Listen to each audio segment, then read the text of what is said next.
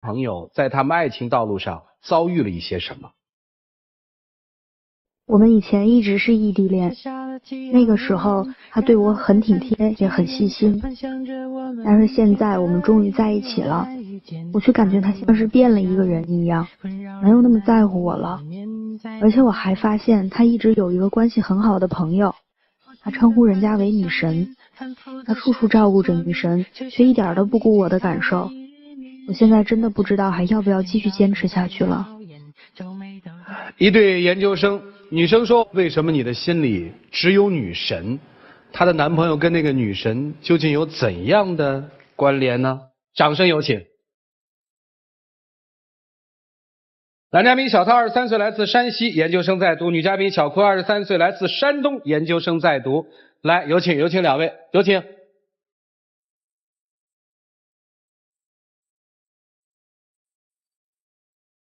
欢迎，哈哈。主持人好。好。您好。好。研究生哈啊，什么专业啊？我是学电子与通信的。啊，厉害。你呢？差不多一样。是一个学校吗？目前是。原来不是，原来是异地的。你们是大学的就谈恋爱了吗？是的，我们是大二的时候，因为是在不同的城市读大学啊，然后参加同一个朋友的生日聚会啊，然后在那个聚会上认识的。当时她还是个特别清纯、特别善解人意那么一个女孩，我就经常没事找个机会去送点礼物，接近一下关系，一来二去不就好上了吗？等于你们是在读本科的时候好的是吧？对啊。本科不在一个学校。本科不在。研究生怎么跑到一个学校的呢？就是大四毕业的时候，我们俩都想继续读研究生，然后这个时候他说，那不然咱俩就考到一起来，这样就从异地变成同地了。然后当时我是有更好的选择，但是为了在一起，我就放弃了那个更好的选择，于是我们就考到同一个学校。你等于是为了他放弃了一次好学校的选择，是这意思吧？当然现在学校也是挺好的啊，那个会更好是吧？我其实也挺好奇在什么地方？本科的时候是异地对吧？对。谈了2年还谈得挺好。对。这读了研究生了，在一起了，怎么反而不行了呢，姑娘？以前在本科的时候虽然是异地，但是他每天都会给我发微信打电话，是一个特别体贴特别细心的男生。然后每隔一段时间他就会从他的城市坐火车到我们学校来，准备一些小浪漫小惊喜。我同学都特别羡慕我，可是现在虽然距离近了，朝夕相处，可我觉得他很多地方根本就不是我原来认识的那个他。我不知道是他变了，还是说他本来就是这样的人。哪有呀？你自己多心了吧？我感觉是。多心了啊！我刚才说，你看男生的心里有个女神，咱们从女神开始说啊。你是有个女神吗？没有什么女神，根本就没有什么女神，这不就是，哎呀。怎么形容呢？你看，就是我有一个大学同学啊，人家本来就长得挺漂亮的，我叫她一声女神也不过分啊。后来在这个我们考研，正好我又跟女神就一起考了过来嘛，就正好考过来的，也不是说我约的怎么着。就女神现在也在你们学校。对，就这个意思啊。然后他就觉得我对人家也怎么着了。那你跟女神有互动吗？呀，一说这个他就更生气了，就是本来我是选的是和他一样的课嘛，那个课我觉得我就听不懂，我就退了嘛。你不用力学，你怎么能听得懂呢？哎，这不是那课的确听不懂，人家老师一口子方言，课又本身又晦涩难懂，内容又很难受，那我不就退了，换一门课嘛。这正好这一换，好巧不巧就和我这个女神这个同学这个一块上了，这不就这事儿就来了。哎，你跟那个女神怎么老是那么巧呢？哪有老是那么巧？你看啊，你们考同一所学校，哎，是吧？你们一起换课是吧？对，还真是，这太不容易了，这个。哎呀，我发现您的想法和他不谋而合，这就是偶然，真是偶然，绝对的偶然。对呀，怎么那么巧？我没说别的呀，人都说这么巧嘛。生活无处不充满巧合。那你跟那个女神互动吗？我问你的是。互动啊，那怎么不互动嘛？我们一起上课，本来就4年同学，那早晨该上课，我也要给人家占座嘛。占着座那不是本来也就给谁占座？给女神占啊。哦，同学之情，绅士风度还是要有的嘛。对。那女神知道你有女朋友吗？知道呀，怎么可能不知道？我从来没有向任何人隐瞒过她的存在啊。他说他不向任何人隐瞒我的存在，可是他从来不带我进入他的朋友圈子。每到周六周日的时候，他就喜欢和他的室友啊、社团的同学，还有他们班的同学一块出去玩，大吃大喝。然后他从来都不带我，我就跟他说你带上我呗，他还振振有词，他就是不带我。不是带女神吗？女神跟他是一个社团的。哦，你看看，哎呀。他的意思就是好像说是我在生活中处处是想把他排斥在外，然后其实也不是这样的。你看像比如说有的时候我跟我们宿舍其他3个人一起出去吃，兄弟们谈兄弟们的事儿，兄弟们谈足球篮球谈游戏，你也不太懂，不来也就挺好的。你多跟我谈谈我不就懂了吗？不对，以我们的多年经验，在大学里头兄弟们在一起谈的足球篮球游戏还有女神，一定是有，这难免。为什么要隐瞒？没有隐瞒，只是那我直接说我谈女神是不是显得好像我们平时对她有什么乱七八糟的企图？就是轻描淡写了一下，不是说对她就有什么想法啊。你看，至于像我们社团，那我们社团出去大家都不带家属，那我也就不带家属了吗？哎，你为什么不加入他们社团呢？我不喜欢呀，他们登山社可以喜欢呀。我体力不行，让他背你呀。他嫌我太重了。哎呀，哎，女神重吗？不重。哎，你背过女神啊？不是，那就不重，重与不重，我一眼也能看出来。哦呀，可视范围内的变化还是啊。哎，我就搞不清楚了。你看，你跟他的爱好也不一样，你跟他也没什么好聊的。恰恰呢，你跟女神又爱好一样，你们听课的兴趣也一样，什么都一样。女神又是你同班同学，你当时干嘛不追女神？你跟她好什么呀？我不是说和她没有共同爱好，她爱学习，我爱玩，但是我们平时其他的，除了我退了那门课，其他课我们吃饭不还是在一起吗？我因为平时生性好动，个性偏外，从互补的角度来讲，我也是喜欢一个相对内敛的一个女孩子嘛。这个不喜欢那种，你看像人家女生这性格奔放，我爱跑哪儿，她也爱跑哪儿，这完了大家都跑去吧，这什么也不用想了。再加上人家女神为什么叫女神，是因为她离得你有距离，我还是很有自知之明的。就是你追不上，你要追上你也下手了。不，这话不能翻过来说，但是正着来说就是人家的确够优秀，我们就不考虑这个。但你的意思就是说人家不够优秀喽？没有，人和人我感觉不能这样直接的对比，但是人家女神的确够优秀。你自己老在那儿对比，哪有当着自己的女朋友说女神的？你尊重你女朋友吗？她应该是你的女神才对啊！你怎么有了她还有其他的女神呢，兄弟？那人家我说这个的时候吧，就是我要你形容一下女神吧，我真想知道这女神是什么样。人家就是一个普通的挺漂亮的女生，就这么简单。然后我们只是漂亮吗？没有别的什么性格可爱啊，或者是说有知识涵养啊、气质好啊之类的，没有别的吗？主要是突出一个漂亮，我感觉。这个你特别介意是吧？对，而且我约他去上自习，他早晨从来都不起来的。但是跟女神上的那节课，他一定早早的就去了给人家占座。我怎么可能平时从来不给他占座，或者说我一约他了我就不来嘛？就有那么一次，偶然间一不小心半夜看个剧，第二天一不小心没起来，这就一直就拿这个说事儿了。那你还想给谁都要占座呢？那你还想几次啊？不是，你看我给人家也要占座，给你也要占座，我从来没有说过把你们区别对待，而且占座这个事儿，这怎么能不区别对待吗？咱俩什么关系？你们俩什么关系？能对比吗？这个占座这个事儿吧，它不像你想的那么有倾向性啊。我也不是请人家去看电影了，对不对？不过就是给人家提前去占个座位。那你要请人家看电影，这还了得？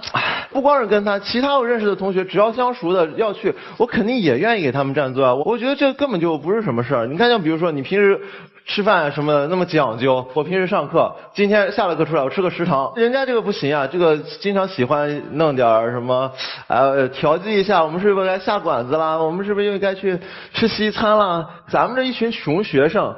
吃一次180块钱，吃一次180块钱，月初你说就把咱俩的生活费闹得这么紧张，我觉得也不是特别利于咱们今后的发展啊。吃饭的时候我也有跟你 AA 制吗？你们俩吃不到一起，对吧？有些时候的确是。你们俩什么能在一起？听到现在我也没听出来你们俩什么在一起是比较和谐的。你们有什么共同的爱好吗？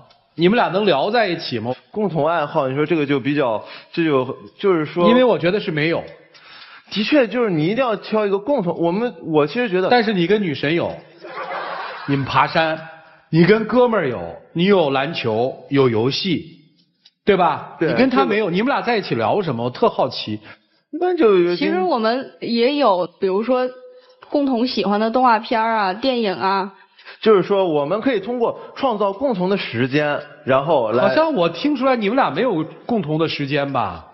因为他刚才说的是你跟社团的人、跟你兄弟在一起，从来不带他，你们的时间在哪儿呢？不是，我是跟其他人出去玩，但也不是不跟他去了，只不过是陪人家去了一次，有陪你去了一次，陪你去这一次，哎，没事无所谓。下一星期你没陪他去，你怎么不陪我去啊？哎，这就完了。来了，是行，那我听明白了，我大体听明白了。你们给我一个量化指标，就是你们一周在一起，除了上课和自习的时间外，你们俩交集的时间一周大概有多少？每2周能出去陪他玩一次。每2周玩一次啊？你社团多久一次活动？每周都得出去一次吧？的确，这个我知道，就是一说出来，感觉这个对比特别明显。不是感觉对比特别明显吧？它就是特别明显吧？哦。你喜欢你女朋友吗？喜欢啊，从来都是把她放在第一位的。你现在就觉得她女神，你吃女神的醋了是吧，姑娘？有一部分，我觉得还有一部分呢。我觉得更多的就是2个人性格上的摩擦。啊，今天是谁要来这个节目的？他要来。哎呀，明显不是我要来，你看他这个就是。因为我要跟他分手，他不同意。对啊，我怎么能接受？就因为这些乱七八糟的小事，怎么啊？我们吃不到一起了，我们就。但是管中窥豹啊，我觉得这都不是小事儿，小事儿一件一件积累起来就变成大事儿了。哎，我反正感觉没什么大不了的，我感觉许多事情真的是。反正你不愿意分手。对，我不愿意。老师们，你们看这段感情应该怎么办呢？我们一起进入到丘比特问卷。姑娘，你把眼镜摘了行吗？给大家看看，你看挺端庄、挺清秀的一个姑娘。她戴眼镜也挺好看的。对啊，听到现在我就在想，按理说应该是这姑娘老瞧不上她才对啊，就弄到半天，现在都是这小伙子说女神，就是漂亮，就是开朗。你看你怎么评价你女朋友的？说我这女朋友当然要选她，为什么呀？本分。踏实，放出去都放心。你觉得这是夸人吗？我要是有人这么夸我，我肯定特别伤心，甚至特别愤怒。我说实话，这姑娘你就让她太有安全感。你干嘛老盯着那女神呢？你就没有男神吗？你是什么社团的？没有，因为我平常。对嘛，赶紧整一个社团。学校里哪个社团帅哥最多，你就报哪个社团，然后1周必须参加2次社团活动，然后必须不能带他想去干嘛呀？我们这社团这个聊的内容你听不懂，你不适合参加。1个月2个月下来，你再看看他。我是觉得这个姑娘，你是太让她有那种放心的感觉了。你一天到晚的盯着她说，你跟女神又说什么了？然后你怎么又帮她定做了？你怎么不能够跟这学校里的男神多交集一下？可是他就是我男神啊！不，这才叫恋爱中人呢。就是你们觉得不怎么样，但是这就是我的神。情人眼里出西施啊！我是觉得有的时候，我认为这个恋爱当中最大的这个杀手不是情敌，而是想象。就你老有那种想象的空间，这个女神确实特别漂亮。就有的时候我们看到这特别帅的帅哥的时候，也特别爱多看2眼。但是我认为想象力应该适可而止。你把更多的这个关注度如果放到你的女神或者是社团上面的时候，你的女朋友她会吃醋的。她认为说你关注别的东西和别的姑娘太多了。有的时候男生嘛喜欢一个漂亮的姑娘，或者说是我愿意多看2眼，这都人之常情啊，没有问题。但是前提是能够陪在你身边把你当男神的那个姑娘，咱也得正眼看她，你要是连点甜头都不愿意给人家的话，谁还愿意在你旁边用仰视的目光去仰望你呢？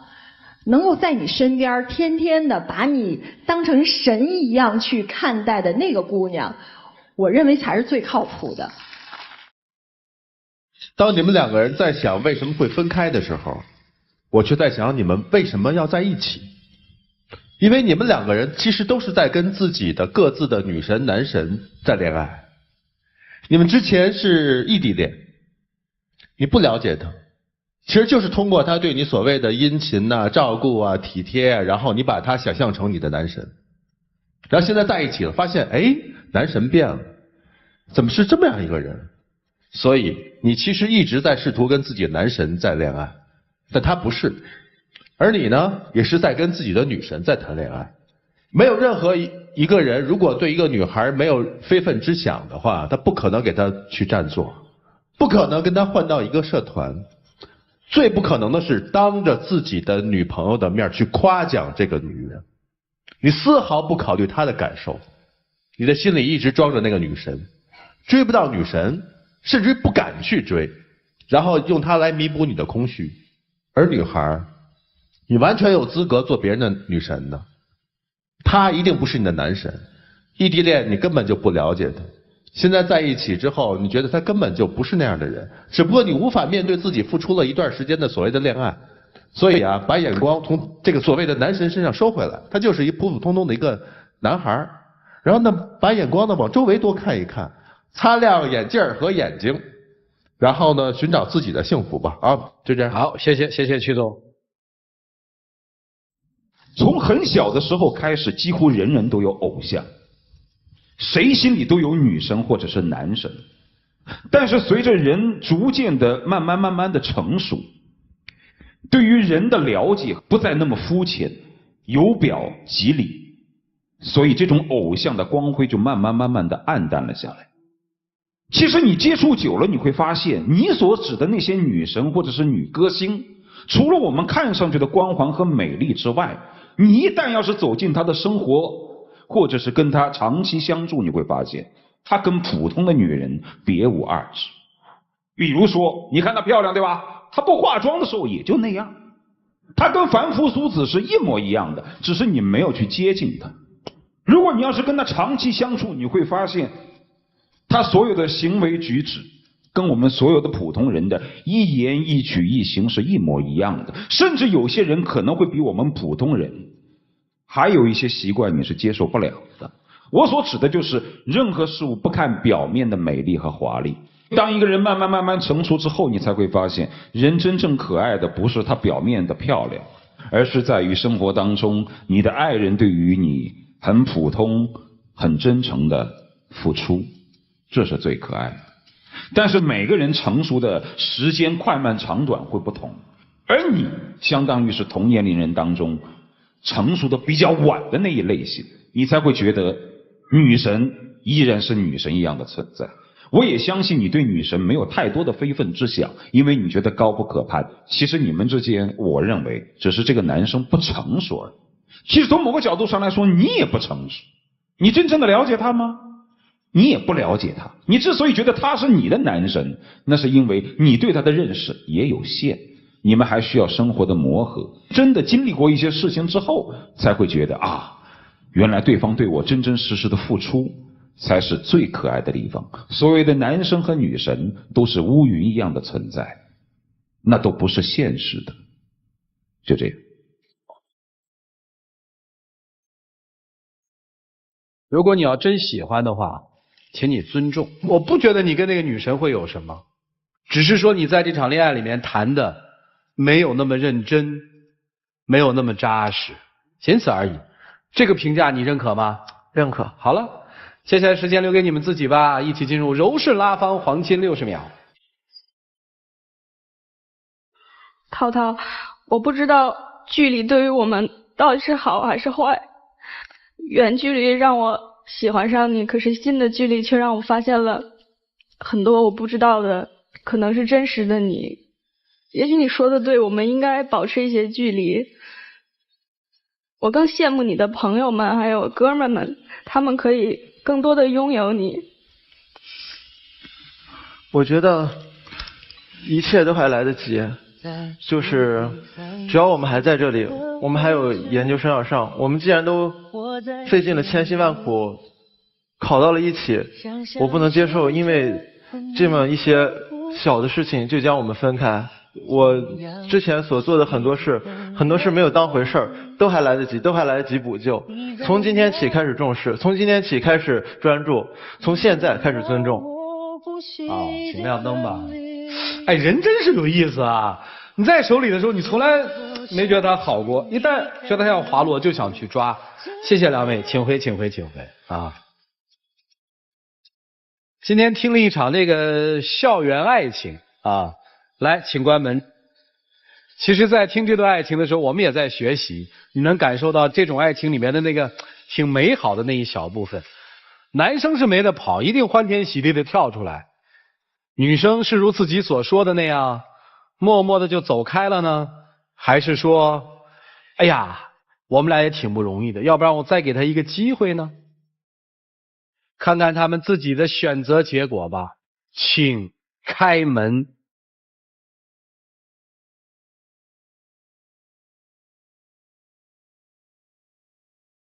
谁还记得是谁先说永远的爱我？没想到这个结局哈。虽然也做好心理准备，但是仍然不想真的就这样。我相信在最开始的时候，她也是你的女神，因为离得远，那时候觉着美。后来追近了之后，你发现不是女神，也是一个普通的女人，你又看见别的女神，但是所有人都是简单的人，没有什么神。说的的确是对的，可能之前就是追的时候明明还那么的重视她，在了一起之后却有很多地方我自己当做小事并没有在意，但是却深深的伤害了。我跟你说，所有的人都会犯一个同样的错误，对我们最亲近的人有失尊重，对我们最亲近的人有失关注，都犯过这样的错误，没事儿，记清了，对不对？再去追啊，也许又追回来了呢，追回来就好好对他，好吗？对，